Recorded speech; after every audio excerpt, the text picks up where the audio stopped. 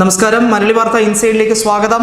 ചൈനയുടെ അധിനിവേശ സ്വഭാവത്തിനെ എതിർക്കാൻ യൂറോപ്പും ഈ പറയുന്ന ഓസ്ട്രേലിയയും നേരിട്ട് രംഗത്തെത്തുന്ന ഒരു സാഹചര്യമാണ് വന്നിരിക്കുന്നത്.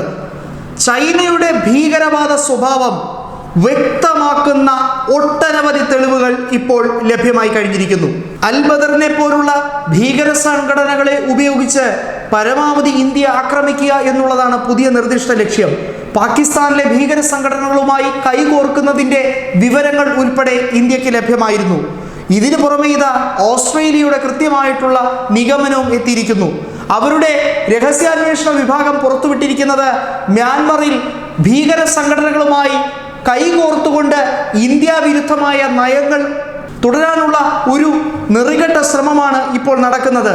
അത് ഉടൻ തന്നെ നുള്ളിക്കളഞ്ഞില്ലെങ്കിൽ, മുളയിലെ നുള്ളിക്കളഞ്ഞില്ലെങ്കിൽ ഇന്ത്യക്കും ലോക ജനതയ്ക്കും വലിയ ആപത്തുണ്ടാകും. മാത്രമല്ല, ജപ്പാനെ പോലുള്ള രാജ്യങ്ങളെ ശക്തമായി എതിർക്കാൻ ചൈന നോട്ടമിട്ടിരിക്കുന്നതും ഈ പറയുന്ന ദക്ഷിണ ചൈന കടലിടുക്കിൽ വൻ രീതിയിലുള്ള മയക്കുമരുന്നിൻ്റെയും ആയുധത്തിൻ്റെയും കച്ചവടം നടത്താനുള്ള ശ്രമങ്ങൾ നടത്തുന്നതും ഈ പറയുന്ന ഓസ്ട്രേലിയൻ റിപ്പോർട്ടിലുണ്ട്.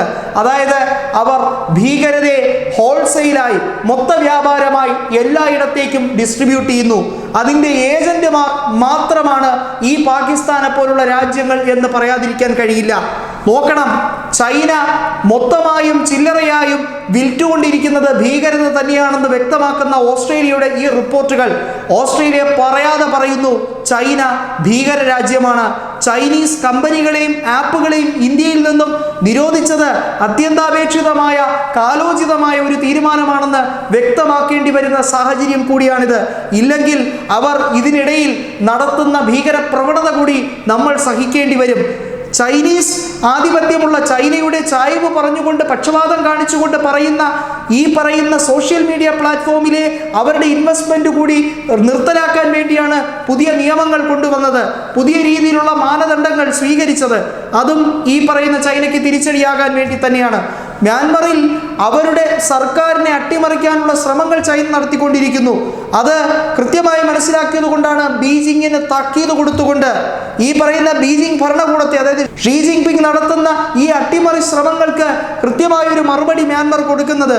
ഇന്ത്യക്കൊപ്പം നിൽക്കുന്നു എന്ന് പറയുമ്പോഴും ഇന്ത്യക്ക് വേണ്ടി നിലകൊള്ളുന്ന മ്യാൻമറിനെ അവരെ തകർക്കാനും അല്ല, ഇന്ത്യ വിരുദ്ധമായിട്ടുള്ള നയങ്ങൾ സ്വീകരിച്ചില്ലെങ്കിൽ അതിനെ അടിച്ചോടിക്കാനും മ്യാൻമറിന്റെ നിലവിലെ സ്ഥിതിവിവരങ്ങളെ തകർത്ത് മുച്ചൂടം മുടിക്കാനും ശ്രമിക്കുകയാണ് ചൈനീസ് ഭരണകൂടം.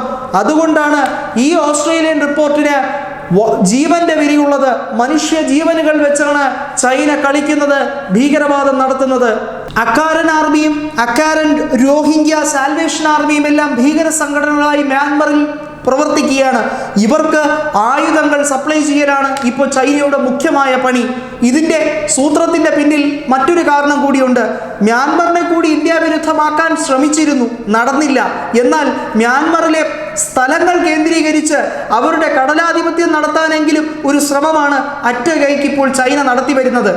മ്യാൻമറിലെ നിലവിലെ റിബൽ ഗ്രൂപ്പുകളെ കേന്ദ്രീകരിച്ചാണ് ചൈന ഇപ്പോൾ ആയുധങ്ങൾ സപ്ലൈ ചെയ്യുന്നത്.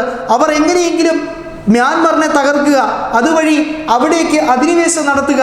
ഇന്ത്യയെ എതിർക്കാൻ മറ്റൊരു വഴി കൂടിയാണ് മ്യാൻമർ തുറക്കേണ്ടത് എന്ന് അവർക്കറിയാം. അതുകൊണ്ട് അവർ നിർബന്ധപൂർവം മ്യാൻമറിനെ തകർക്കാൻ ശ്രമിക്കുന്നു. നോക്കണം, ഒരു വശത്ത് പാകിസ്ഥാൻ അവരുടെ അധീന പ്രദേശമെന്ന് കരുതുന്ന ഗിൽജിറ്റ് ബാൾട്ടിസ്ഥാൻ മേഖലയിൽ എല്ലാ രീതിയിലും ചൈനീസിന് ഒത്താശ ചെയ്തു കൊടുക്കുന്ന രീതിയിൽ വ്യോമതാവളങ്ങൾ സജ്ജീകരിക്കുന്നു, മ്യാൻമറിനെ വളയുന്നു, നേപ്പാളിനെ ഉപയോഗിച്ച് ഇന്ത്യയിൽ അതിക്രമിക്കുന്നു. ഈ പറയുന്ന കടലിടുക്കിൽ അവർ നടത്തുന്നത് നെറികെട്ട കളികളുടെ തുടർക്കഥയായി ഇപ്പോഴിതാ മയക്കുമരുന്നും ആയുധവും ഒരേപോലെ കടത്തുകയാണ്. യുദ്ധക്കപ്പലുകൾ നിർമ്മിക്കുന്നത് യുദ്ധം ചെയ്യാൻ മാത്രമല്ല, മയക്കുമരുന്നും ആയുധവും കടത്തി ഓരോ രാജ്യങ്ങളിലേക്കും തുറമുഖങ്ങളിലേക്കും അവരവരുടെ ശക്തി വർദ്ധിപ്പിക്കാനുള്ള ശ്രമങ്ങളാണ്.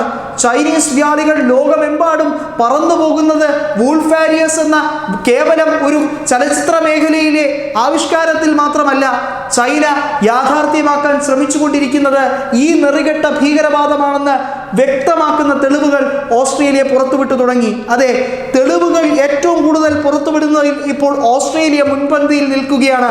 നേരത്തെ നഥാൻ റൂത്തർ പുറത്തുവിട്ട ആ സാറ്റലൈറ്റ് ചിത്രങ്ങൾ ഇപ്പോൾ ഇതാ അവരുടെ രഹസ്യാന്വേഷണ വിഭാഗം പുറത്തുവിടുന്ന ചൈനീസ് ഭീകരവാദം നേരിട്ട് വ്യക്തമാക്കുന്ന തരത്തിലുള്ള റിപ്പോർട്ട്. ഇത് രണ്ടും കൂട്ടിച്ചേർത്താൽ വ്യക്തമാകും ഭീകരവാദ രാജ്യമായി ലോകത്ത് നിലകൊള്ളുന്നതിൽ ഒന്നാം സ്ഥാനം, അല്ലെങ്കിൽ ഏഷ്യയിൽ തന്നെ ഒന്നാം സ്ഥാനം ചൈന നേടിയെടുക്കാൻ ശ്രമിക്കുകയാണ്. അവർക്ക് ലക്ഷ്യങ്ങളുണ്ട്. അതിനുവേണ്ടി അവർ ചെറിയ ചെറിയ രാജ്യങ്ങളെ ബലി കൊടുക്കുന്നു, അവരെ ഭീകരവാദികളാക്കുന്നു.